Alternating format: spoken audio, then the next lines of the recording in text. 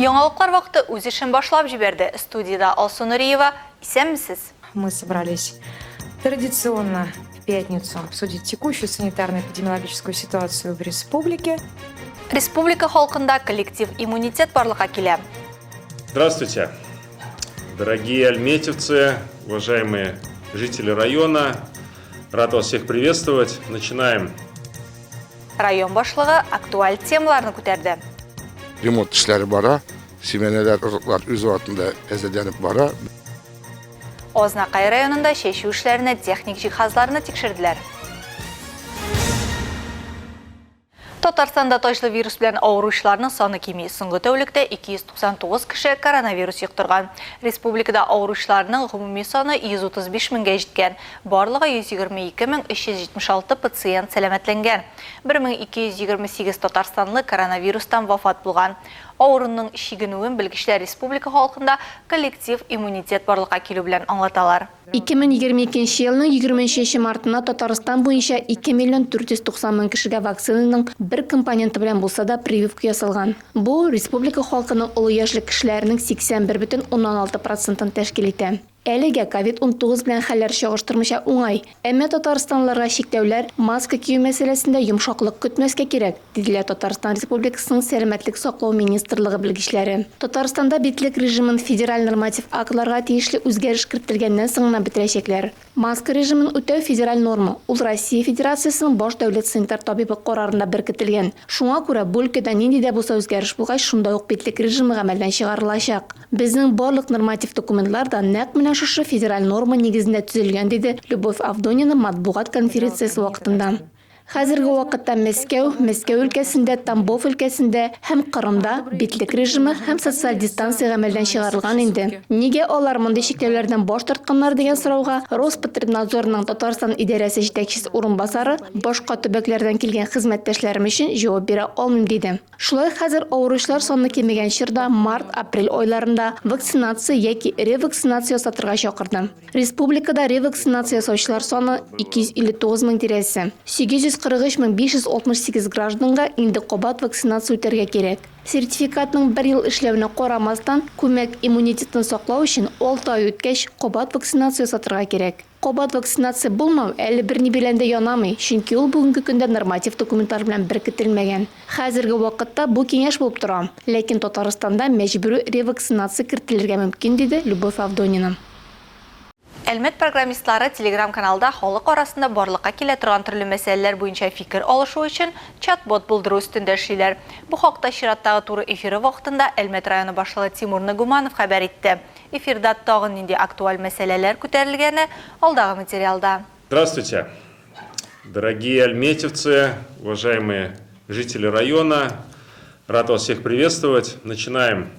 Әлмәттә 19 мартта атналык авыл хуҗалыгы ярминкәләре башланды. Алар 2022 елның 23 апреленә кадәр дәвам итәчәк. Район башлыгы билгеләп үткәнчә, азык-төлек җитәрлек күләмдә китерелгән. Дефицит турында борчылмаска мөмкин. Ярминкәләр халыкка кулай бәяләрдән сыйфатлы продуктлар тәкъдим итәргә һәм шәхси җитештерүчеләргә ярдәм итәргә мөмкинлек бирә. Фермерлар төрле сәбәпләр аркасында барлык төр әйберләрне узган ярминкәгә китереп җиткерә алмады. Шуңа чираттагы ярминкәдә Шеремшәннән, Лаештан һәм башка якын районнардан фермерларны көтәбез дип искәртте район башлыгы. В эту субботу ярмарку планируем сделать. Бу шимбәдә ярминкәне тагын да товарга байрак һәм масштаблырак итәргә планлаштырабыз. Шуңа күрә әлмәтлеләр сезне шимбә көнне базар территориясендә көтеп калабыз.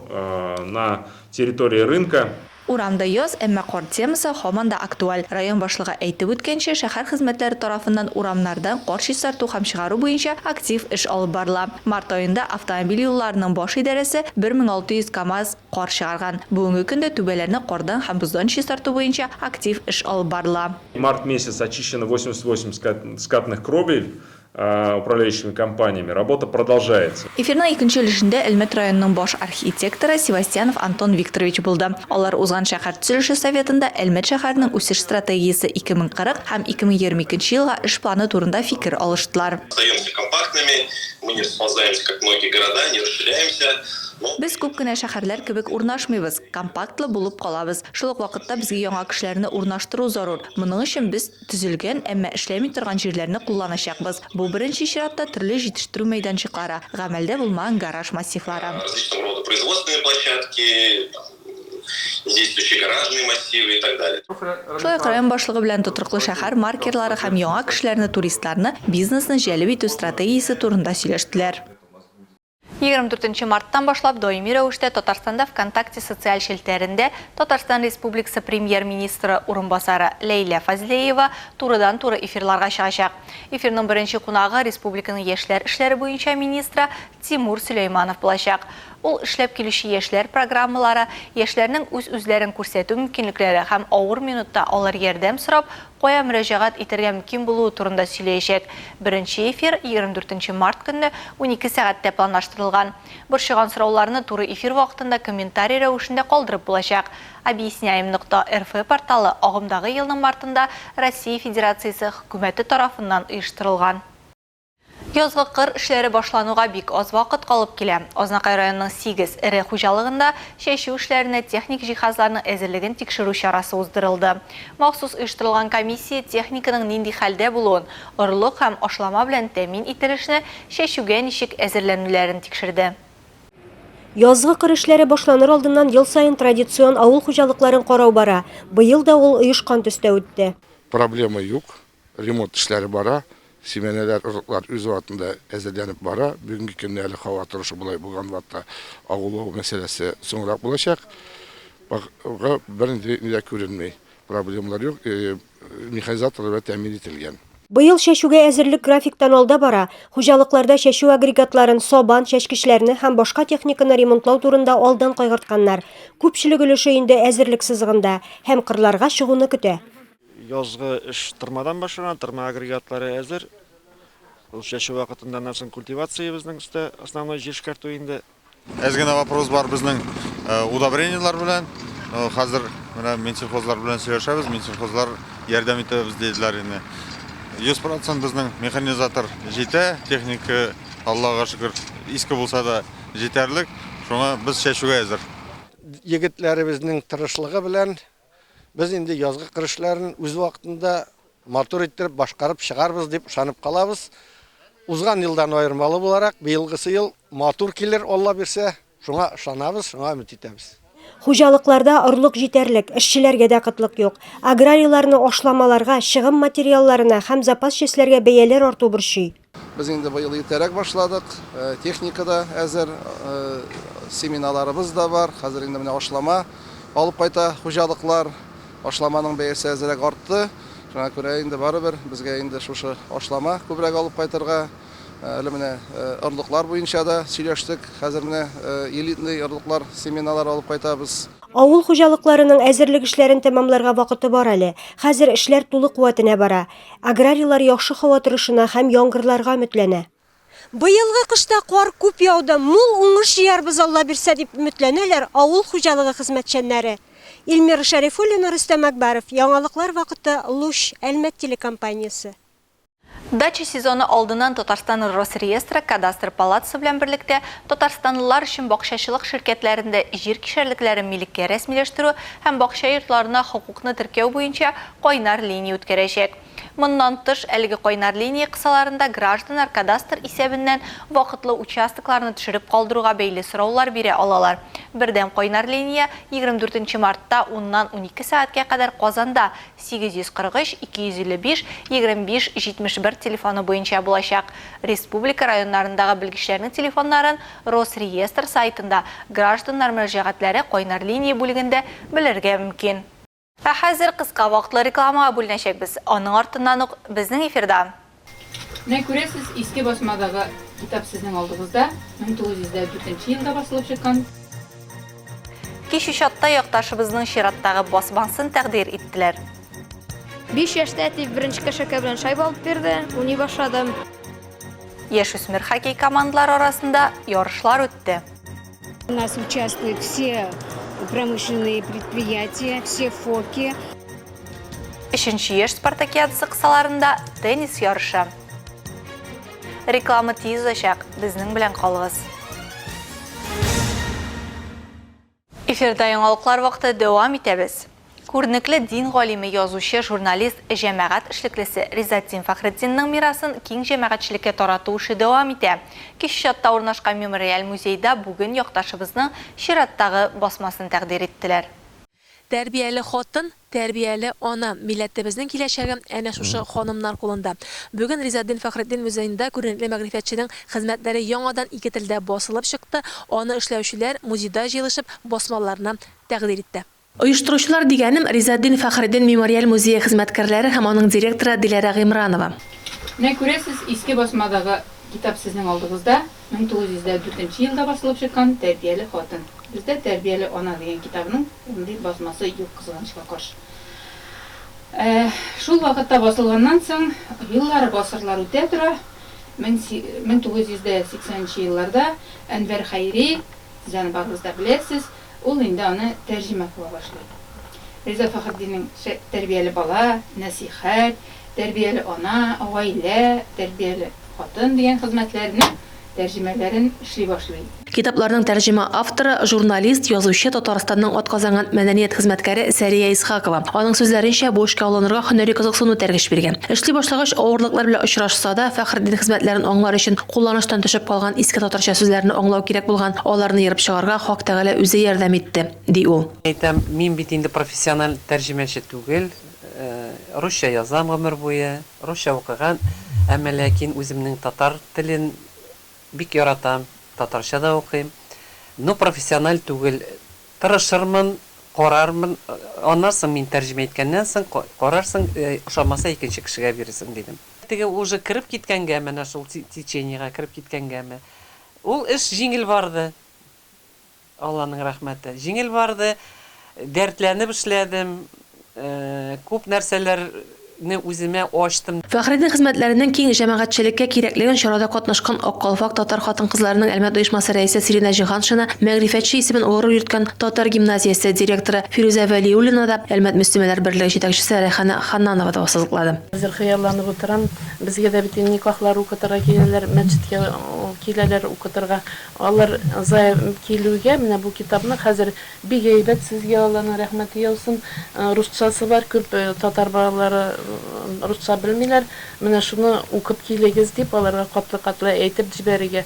Монда әгәр менә шуны игътибар белән шул китапларны укып чыксалар, аерылышулар әзрәк булыр иде. Бигрәк тә гаилә кыйммәтләре пропагандасы актуаль булган чорда бу китапларның ишәюе үзе бер вакыйга. Бөгелмәдән килгән махсус кунак Ризаддин Фәхретдиннең нәсел дәвамчыларының берсе булган Фәрит Нәбиуллин татар телен, милләтен саклап калуда татар элитасы булдыру фикерен алга сөрә. Аның белән Алсу ханым Мөхәммәтдинова да килешә. Халыкның, милләтнең чын кеше аның милли характерында, аның чын мәгънәсендә кыю фикер йөртеп, мөстәкыйль фикер йөртеп, кыю эш-гамәлләр кыла алырлык зыялылары булуында.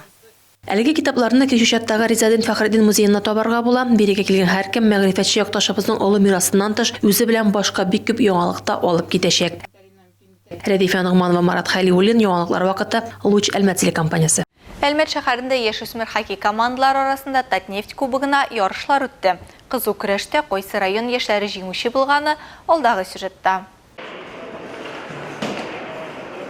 Быел Татнефть кубогы өчен республикабыз буенча 46 яшүсмерләр хоккей командасы көрәште. Командалар географик билге буенча 6 дивизионга бүленеп, башта үзара ярыштылар. Финал уеннарында 4 команда очрашты. Мөслимнең Юность, Әлмәт шәһәренең Искра һәм Ракета, Түбән Камадан Беркут командасы яшүсмерләре. Кызу уен нәтиҗәсендә беренче урынга Беркут командасы лаек булды. Ярышларның көмеш призеры Әлмәтнең Ракета командасы. Татнефть компаниясының спорт буенча методисты Дамир Гәрәйшин, нефтяник командасы башлыгы Игорь Фадеев дивизион җиңүчеләренә истәлекле бүләкләр, ярышларның иң яхшы уенчыларына һәм призерларына бүләкләр тапшырдылар. Мөслим районы яшүсмерләр командасы бүген 3нче урын алды. Шунысы кызыклы. Мөслимдә бу стадионда һәм хәтта бу сарайда юк икән. Бу балалар үзләре бузны катырып, аны чистартып, шунда үзләре тырышып уйныйлар. Һәм әлбәттә инде җиңүгә ирешәләр.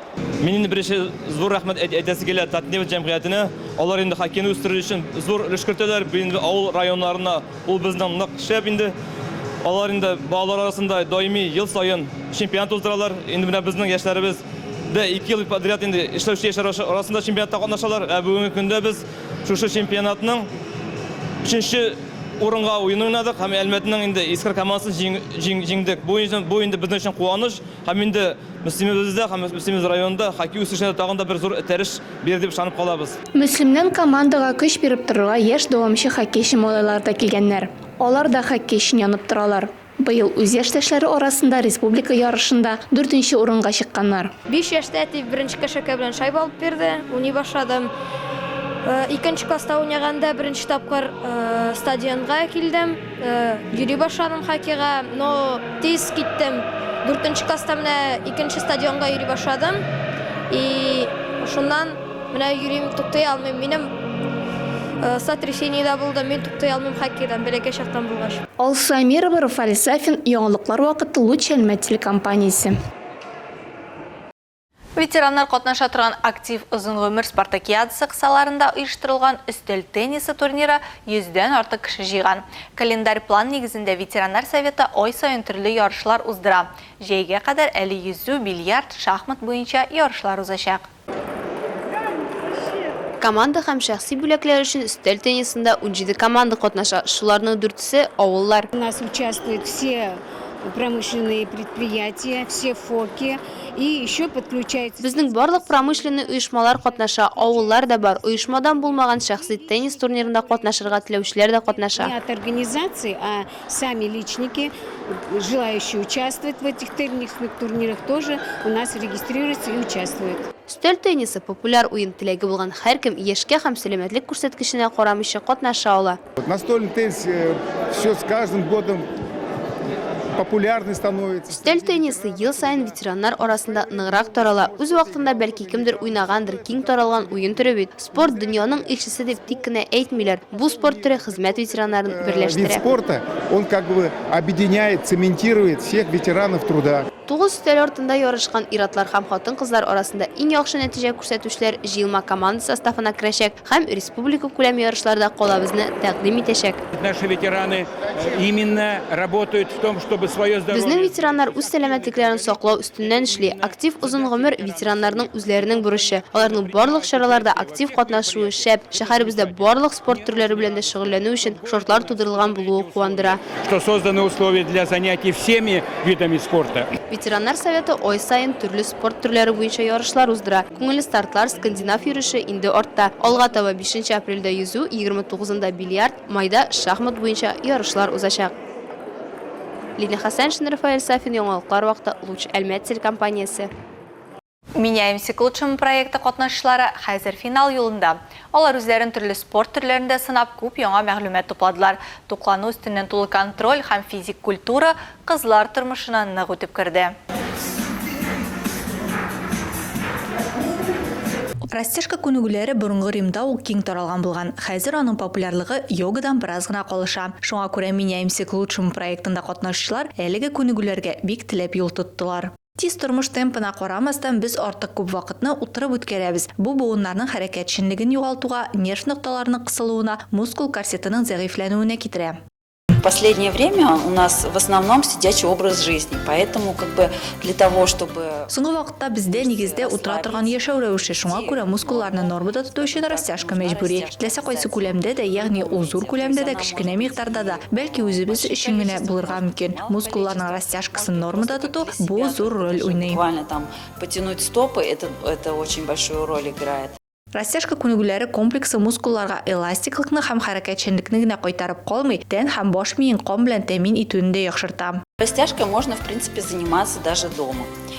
Хәтта өйдә дә растяжка белән шөгыльләнергә була. Диванда шәхси эшләре белән шөгыльләнеп утырганда да. Шулай ук ябыгучыларга эчү режимына игътибар итәргә кирәк. Көнне дә 1 стакан су эчеп башларга кирәк. Тик аның җылы бүлмә температурасында булу мәҗбүри. Но обязательно, чтобы она была теплой, комнатной температуры.